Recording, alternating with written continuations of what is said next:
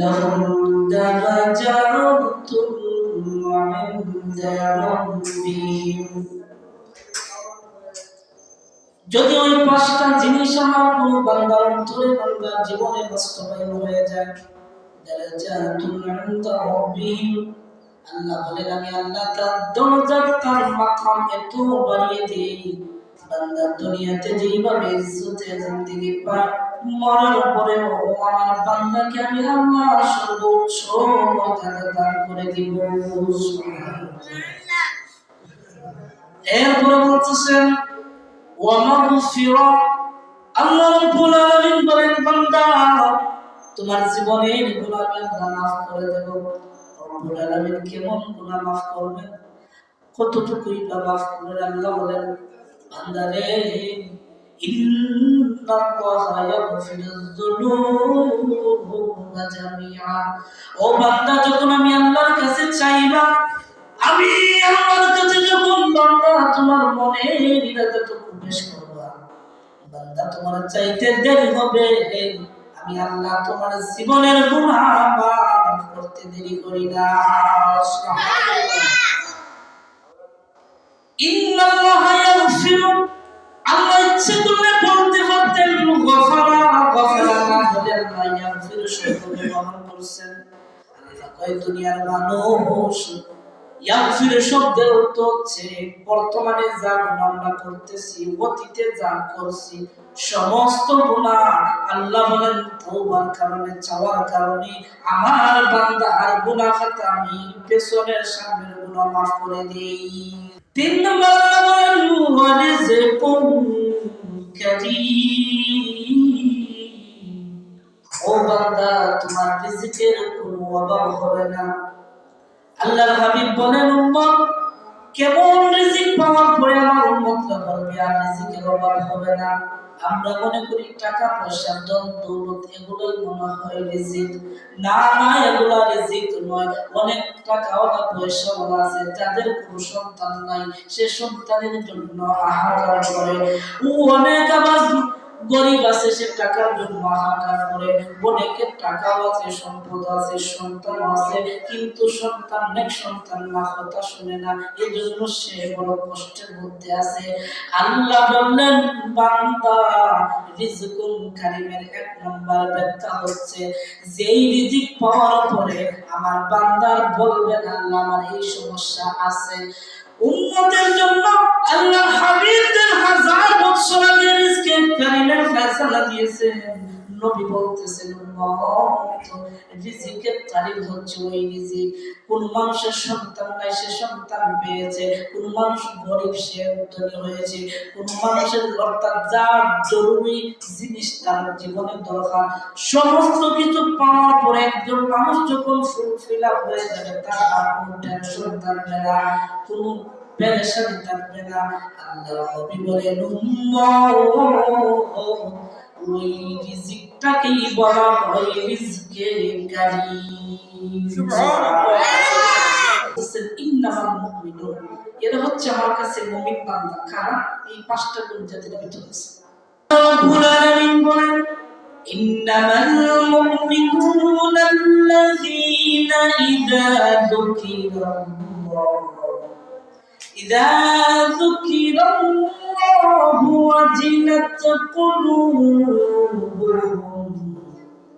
আল্লাহ বলতেছেন ও দুনিয়ার মানুষ, তোমরাই তো আমার কাছে মুমিন বান্দা হিসেবে পরিচিতি লাভ করেছো। আমি আল্লাহর কুদরতি দায়রের মধ্যে মুমিন হিসেবে তোমাদের নাম তৈরি লিপিবদ্ধ করা আছে। জিজ্ঞেস করলাম মাওলা কাদের নাম আপনার লিপিবদ্ধ আছে? আল্লাহ বলেন ইযা যুকিরাল্লাহ ওয়াজিলাত কুলুবুহুম, যাদের সামনে আমি আল্লাহর জিকির আলোচনা করা হয় আর তাদের অন্তরটা আল্লাহর ভয়ে, তাদের অন্তরটা কেঁপে ওঠে, অন্তর আত্মা নাড়া দিয়ে উঠে। আয় হায় দুনিয়াতে কি করলাম আর আল্লাহর জিকির কি? আল্লাহর জিকির শোনার পরে মুমিন বান্দা অন্তরটা কেঁপে ওঠে। এখন প্রশ্ন হচ্ছে এমন কোন জিকির যে জিকির শুনলে মুমিনের অন্তর কেঁপে ওঠে? জিকির কি আমরা এটা বুঝতে হবে। আমাদের সমাজের ধারণা চিন্তা চেতনা এমন যে জিকির মনে হয় এটাই আল্লাহ আল্লাহ লা ইলাহা ইল্লাল্লাহ সুবহানাল্লাহ আলহামদুলিল্লাহ, এটাই মনে হয় আমাদের সমাজের সবার চিন্তা চেতনা দিয়ে এটাই মনে হয় জিকির, আর মনে হয় জিকির বলতে কিছু নাই। না, এই জিকির আসলে কি আমি একটু ব্যাখ্যা করি। কোরআন শরীফে প্রায় 268 জায়গায় জিকির শব্দ এসেছে। 10 থেকে 12টি অর্থে 268 জায়গায় জিকির শব্দ আসছে। তাহলে বুঝেন জিকির শুধু আল্লাহ আল্লাহ এটার নাম জিকির নয়, এটা যদিও জিকির কিন্তু এটাই শুধু জিকির বিষয়টা এমন নয়, আরো জিকির আছে। কি আমরা 5 ওয়াক্ত নামাজ পড়ি, এটাকেও আল্লাহ রাব্বুল আলামিন জিকির বলছেন। কিভাবে? আবুদুনি ওয়া আকিমিস সালাতা লিযিকরি। আল্লাহ রাব্বুল আলামিন এখানে কাহিনী আগে বলতেছেন মুসাকে, আরে মুসা আমি তো সেই আল্লাহ যে আল্লাহ তোমাকে বিধান দিলাম আমার ইবাদত করার জন্য, তোমার কওমদেরকে বলে দাও ফাবুদুনি ওয়া আকিমিস সালাহ, আর ইবাদত হিসাবে নামাজটা আদায় করো। আকিমিস সালাতা লিযিকরি, জিকির হিসাবে নামাজটা তোমার উম্মতকে বলে দাও তারা যেন আদায় করে। তাহলে এখানে নামাজটাকে আল্লাহ জিকির বলেছেন, একটা অর্থ। দ্বিতীয়ত অর্থ জিকির আল্লাহ বলতেছে ওয়াজ করা, এটা একটা জিকির। কিভাবে? ফাযাক্কির ইন্নামা আনতা মুযাক্কির। আল্লাহ রাব্বুল আলামিন বলতেছেন নবী আপনার কওমের মানুষের কাছে আপনি ওয়াজ করেন। ফাযাক্কির নবী গো আপনি ওয়াজ করেন, আনতা মুযাক্কির, আপনার কওমের মানুষদের সামনে আপনি ওয়াজ নসিহত করুন, তাদেরকে দ্বীন সম্পর্কে ধারণা দেন। তাহলে এখানে আল্লাহ রাব্বুল আলামিন জিকির দ্বারা ওয়াজকে বুঝিয়েছেন। এইভাবে প্রায় অনেক জায়গায় 10 থেকে 12টা জায়গার মধ্যে আল্লাহ রাব্বুল আলামিন জিকিরের বিভিন্ন অর্থ দিয়েছেন। নাম্বার 1 আল্লাহ নামাজকে বলতেছেন এটা হচ্ছে জিকির। দ্বিতীয়ত ওয়াজ করা, সেটাও জিকির। এবার আসুন কোরআনের তাফসীরে কোরআন বিল কোরআন, অর্থাৎ এক একটা আয়াতের তাফসীর অন্য আয়াত দ্বারা করা যায়, এটাকে তাফসীরে কোরআন বিল কোরআন বলে। অন্যত্র জিকির শব্দ আল্লাহ কোরআনে বলতেছেন সেটা হচ্ছে আমরা যে নাম নিই আল্লাহর নাম জিকির করি, লা ইলাহা ইল্লাল্লাহ, এটাকে আল্লাহ জিকির বলছেন, এটা মৌখিক জিকির। ওয়াকিমিস সালাত হচ্ছে শরিয়াহ জিকির, ফরজ জিকির। আর লা ইলাহা ইল্লাল্লাহ মৌখিক, আমরা মৌখিক যে জিকির করি সেটাকে আল্লাহ জিকির বলছেন। কিভাবে? ফাযাকুরিস ইসমা রাব্বিক, আল্লাহ বলতেছেন হাবিব আপনার উম্মতদেরকে বলে দেন তারা যেন ফাযাকুরিস ইসমা রাব্বিক, তারা যেন তাদের রবের নাম নিয়ে আমি আল্লাহকে ডাকে। হাজিরিন একটা গভীর বিষয়, আল্লাহ বলতেছেন তারা যেন তাদের রবের নাম নেয়। তাহলে আপনারা বলেন আল্লাহর নাম সবচেয়ে সুন্দর এবং মর্যাদাপূর্ণ নাম, আল্লাহ ছাড়া কি আর কিছু আছে? আল্লাহকে বলতেছে ফাযকুরিস ইসমা, যে নবী আপনার উম্মতরা যেন আমি আল্লাহর নাম নিয়ে জিকির করে। এখন আল্লাহর নাম, আল্লাহ শব্দ ছাড়া সবচেয়ে মর্যাদাপূর্ণ সুন্দর নাম আর কিছুই হতে পারে না। এজন্য আমরা যারা সুন্নি মতাদর্শে আমরা খানকার মধ্যে লোক আর এমনি আমরা আল্লাহ আল্লাহ বলে জিকির করি, অথচ এটা হাদিস পায়রা জিকির খুঁজে পাচ্ছে না যে আল্লাহ আল্লাহ নাকি জিকির নাই। অথচ আল্লাহ বলতে ফাযকুরিস ইসমা রাব্বিক, তোমার উম্মতদেরকে বলো হাবিব তারা যেন রবের নাম নিয়ে জিকির করে। আর রবের নাম আল্লাহ ছাড়া আর সুন্দর নাম হতে পারে না। এইভাবে আল্লাহ রাব্বুল আলামিন কোরআন শরীফের বিভিন্ন জায়গার মধ্যে জিকির শব্দ এনেছেন। কখনো বলতেছেন নামাজ জিকির, কখনো বলতেছেন ওয়াজ করা জিকির, কখনো বলতেছেন হাবিব আপনার উম্মতকে বলুন তারা যেন আল্লাহ আল্লাহ জিকির করে। হাজিরিন এখানে একটা কথা না বললেন, মৌখিক জিকির করলে ফায়দা কি? মৌখিক জিকির করলে বান্দার ভিতরে ময়লা দূর হয়ে যায়, মুর্দা কলব জিন্দা হয়, ভিতরে তালা খুলে যায়। এটা আমার কথা না, হাবিবের দুজাহান বলতেছেন জিকির আল্লাহ আল্লাহ, এটা আমরা বেশি বেশি করব। কারণ কোন মানুষের যখন অন্তর ঠিক হয়ে যায় রব্বুল আলামিন অন্যত্র বলেন ইয়া আইয়াতুহান নাফসুল মুতমাইন্না ইরজিই ইলা রাব্বিকি রাদিয়াতান মারদিয়া। কোন উম্মতের যখন, কোন বান্দার যখন তার অন্তরটা পরিষ্কার হয়ে যায়, নফসটা যখন নফসে মুতমাইন্না হয়ে যায়, আল্লাহ বলতেছেন দুনিয়ার মানুষ ওই ব্যক্তিটা যেন আমি আল্লাহকে রাজি করে ফেললো, আর ওই ব্যক্তি মারা যাওয়ার আগে দুইজন ফেরেশতা পাঠায়া দেয়। বান্দা যখন সাকরাতের সময় থাকে, বান্দা তখন তাকায় দেখে দুইজন ফেরেশতা কুদরতিভাবে জান্নাতের চিত্র তার চোখের সামনে দেখায় দিচ্ছে, আর বলতেছে ফাদখুলি ফি ইবাদি ওয়াদখুলি জান্নাতি। ও আল্লাহর বান্দা, ইবাদতের কারণে তোমার অন্তর পরিষ্কার হয়ে যাওয়ার কারণে আল্লাহ রাব্বুল আলামিন তোমাকে জান্নাতের সুসংবাদ দিচ্ছে, তুমি আল্লাহর তরিকে জান্নাতে ঢুকে যাও। সুবহানাল্লাহ।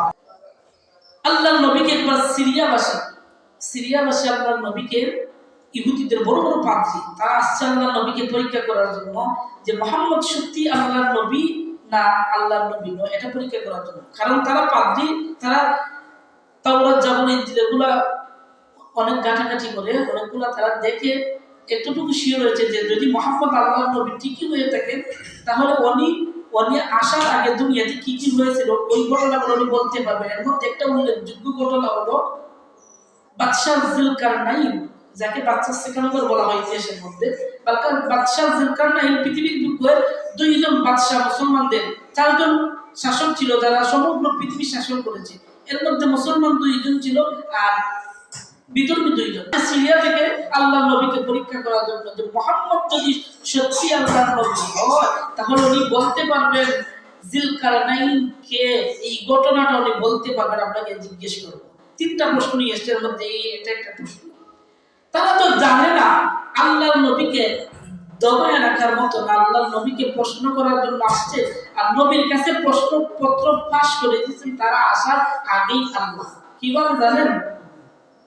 আদম সফিউল্লাহ থেকে ঈসা রুহুল্লাহ পর্যন্ত কোন নবীর কাছে জিবরিল আমিন 120 বারের উপরে আসে নাই। কারো কাছে 5 বার, কারো কাছে 10 বার, কারো কাছে 70, 80, সর্বোচ্চ 120 বার এসেছে, অথবা 124 বার একটা রিওয়ায়াতে আছে। এর উপরে কোন নবীর কাছে জিবরিল আমিন আর বেশি আসে নাই। কিন্তু পয়গম্বর আরবি সাল্লাল্লাহু আলাইহি ওয়াসাল্লামের কাছে জিবরিল আমিন আসছে 24,000 বার। সুবহানাল্লাহ। এগুলা বুঝেন আমার নবী।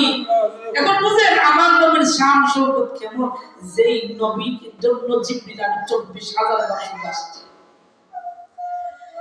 সিরিয়ার মানুষ আল্লাহর নবীকে প্রশ্ন করার জন্য, আল্লাহর নবীকে আটকানোর জন্য তারা ফন্দি এঁকেছেন। তারা আসতেছিলেন, আসার আগে আল্লাহর হাবিবকে জানায় দেয়, নবী ওয়ায়াসআলুনাকা আন যিল করনাইন।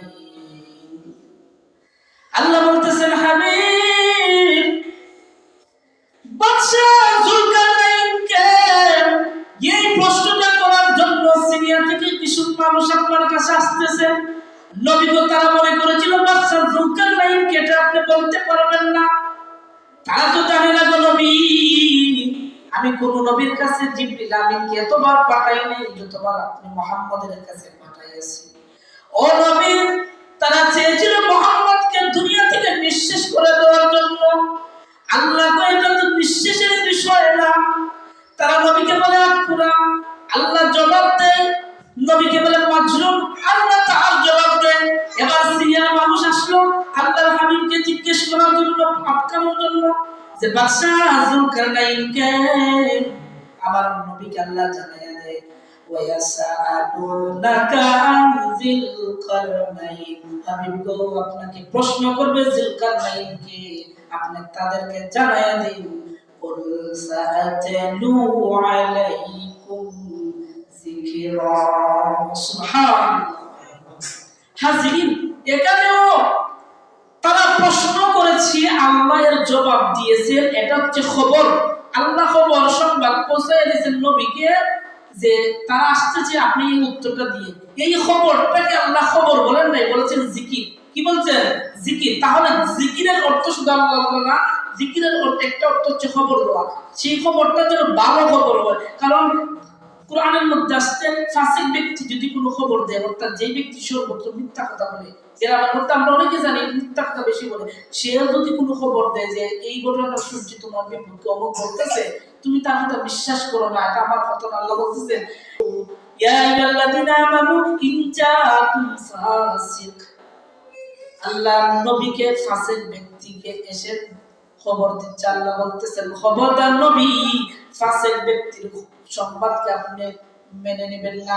ফাসিক ব্যক্তির সংবাদ না মানার জন্য আল্লাহ নির্দেশ করেছেন। এজন্য সমাজের মধ্যে কোনো মানুষ যদি মিথ্যা কথা বলে, কোনো মানুষ যদি এই বাড়ির মায়ের অন্য বাড়ির ঝগড়া লাগানোর চেষ্টা করে, তাহলে তুমি তার খবরটাকে প্রত্যাখ্যান করো। আল্লাহ নবীকে বলতেছেন হাবিব, সিরিয়া থেকে মানুষগুলো আসছে গো নবী, আপনাকে জিজ্ঞেস করবে যে যুলকারনাইনকে, নবী গো আপনি তাদেরকে জানায় দেন কুল সাতলু আলাইকুম মিনহু যিকরা। আল্লাহ বলতেছেন হাবিব, আপনি যুলকারনাইনকে তার বাবার নাম কি, কিভাবে শাসন করেছিলেন, সমগ্র দুনিয়া কিভাবে শাসন করেছিলেন, সমস্ত ডিটেইলস বর্ণনা ওই সিরিয়ার বাসীদেরকে জানায়া দিন। তাহলে হাজিরিন, আল্লাহর হাবিবকে যেই সংবাদ দিলেন সেই সংবাদটা বলতেছেন জিকির, নামাজকে বলতেছেন জিকির, ওয়াজ করা জিকির, আল্লাহর নাম মুখে নেওয়া এটাও জিকির, আবার কোনো খবর দেওয়া, ভালো খবর দেওয়া সেটাও জিকির। এখন আপনি যদি কোনো মানুষকে ভালো কোনো সংবাদ দেন, এটাও সওয়াবের অন্তর্ভুক্ত, যেহেতু জিকির, আর জিকির মানে সওয়াব, সওয়াব হলেই তোমার অন্তর পবিত্র হবে। সেজন্য আল্লাহর নবী বলতেছেন এই জিকিরটা যেন হয় সৎ, এই জিকিরটা যেন হয় ভালো, অর্থাৎ খবরটা যেন ভালো হয়। সমস্ত কোরআনকে আল্লাহ জিকির বলতেছেন, কিভাবে জানেন? আগে কোরআনকে কিভাবে জিকির করে সেটা বলি। আল্লাহ বলতেছেন ইন্না নাহনু নাযালনা যিকরা ওয়া ইন্না লাহু লাহাফিজুন। হাবিব, এই কোরআন আমি নাযিল করেছি, এই কোরআনটাকে আমি হেফাজত করব। এখানে বলতেছেন ইন্না নাহনু নাযালনা যিকরা, আমি জিকির নাযিল করেছি, এর হেফাজত আমি করব। এই জিকির দ্বারা মুফাসসিরিন কেরাম ব্যাখ্যা করেন এই জিকির দ্বারা আল্লাহর কোরআন উদ্দেশ্য, এজন্য জিকির অর্থাৎ কোরআন শরীফ। আর সর্বশেষ আল্লাহর হাবিবের ইজ্জতকে আল্লাহ জিকির বলছেন, কিভাবে?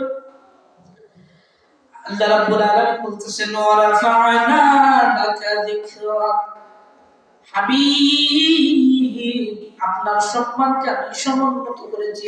রাফা'না লাকা যিকরাক, এই জিকিরকে আমি সমুন্নত করেছি। এই আয়াতের ব্যাখ্যায় কোরআনের মধ্যে যত আয়াত আসছে সমস্ত আয়াতের ব্যাখ্যা মুহাম্মদুর রাসূলুল্লাহ করেছেন, কিন্তু আশ্চর্যের বিষয় ওয়া রাফা'না লাকা যিকরাক আয়াতের ব্যাখ্যা আল্লাহর হাবিব করেন নাই। আল্লাহ জানেন সমস্ত দুনিয়ার মানুষকে বলতেছেন, দুনিয়াবাসী শুনেন, দুনিয়াবাসী ওয়া রাফা'না লাকা যিকরাকের ব্যাখ্যা আল্লাহর হাবিব করবে না, কারণ এটা আমার নবীর শানের ব্যাখ্যা। আমার হাবিবের শান কতটুকু আমি আল্লাহ বাড়াবো, এই শানের ব্যাখ্যা স্বয়ং আমি আল্লাহ নিজেই করব। সুবহানাল্লাহ। তাহলে ওয়া রাফা'না লাকা যিকরাক, এখানে জিকির দ্বারা আল্লাহর হাবিবের শান বোঝানো হয়েছে। আর আল্লাহর হাবিবের শানকে আল্লাহ নিজেই বাড়াবেন। কতটুকু বাড়াবেন? যতটুকু বাড়ালে আল্লাহর হাবিবের শান ঠিক থাকে ততটুকুই আল্লাহ বাড়াবেন। এজন্য সমস্ত আয়াতের ব্যাখ্যা রাসূলুল্লাহ করলেও ওয়া রাফা'না লাকা যিকরাকের ব্যাখ্যা আল্লাহ স্বয়ং করেছেন, হাবিবে দুজাহান করে নাই। হাজিরিন, তাহলে এই জিকিরের অর্থ আমরা কোরআনের মধ্যে 12 থেকে 13টা অর্থ পেয়েছি, এর মধ্যে 5-6টা বললাম। এক বাক্যে বলে দিচ্ছি, আল্লাহ রাব্বুল আলামিন নামাজকে জিকির বলতেছেন, ওয়াজ করা জিকির, কোন মানুষকে ভালো খবর দেওয়া এটাও জিকির, আল্লাহর হাবিবের ইজ্জত এটাও জিকির, এমনকি কোরআন শরীফও জিকির।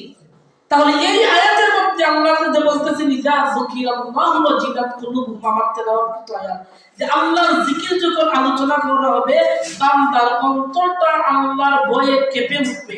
হাজিরিন, আপনারা বলেন তো, এই যে আমি 5টা জিনিস বললাম এখানের মধ্যে কিন্তু আমাদের অন্তর কাঁপে না।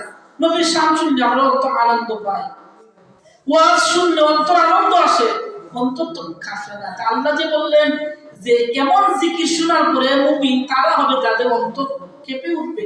এখানে জিকির দ্বারা উদ্দেশ্যটা কি? আসুন এই জায়গায় জিকির দ্বারা আল্লাহ কি বোঝাতে চেয়েছেন। ইমাম হাফেজ জালালউদ্দিন সুয়ুতি তার কিতাবের মধ্যে ইযা যুকিরাল্লাহ এইটুকুর ব্যাখ্যায় লেখেন আল্লাহ রাব্বুল আলামিন এখানে জিকির দ্বারা বোঝাতে চেয়েছেন ওয়া'দুল্লাহ, আল্লাহ দমক বোঝাচ্ছেন। আল্লাহ কিছু কিছু ক্ষেত্রে দমক দিয়েছেন বান্দাকে, বান্দা খবরদার এই কাজটা করা যাবে না, এইরকম দমক দিয়েছেন। এই দমকটাকে আল্লাহ এখানে জিকির বুঝিয়েছেন। কোনো মানুষ যখন দমক দেয় তাহলে আমরা সাধারণত আমাদের অন্তরে ভয় পাওয়ার কথা। এই জন্য আল্লাহ বলতেছে জিকির যখন শুনবে তখন মুমিনের অন্তর কেঁপে উঠবে। এখানে আবার ইবনে কাসির তার তাফসীরের মধ্যে ইযা যুকিরাল্লাহর মধ্যে ব্যাখ্যা লেখেন ইযা যুকিরাল্লাহ,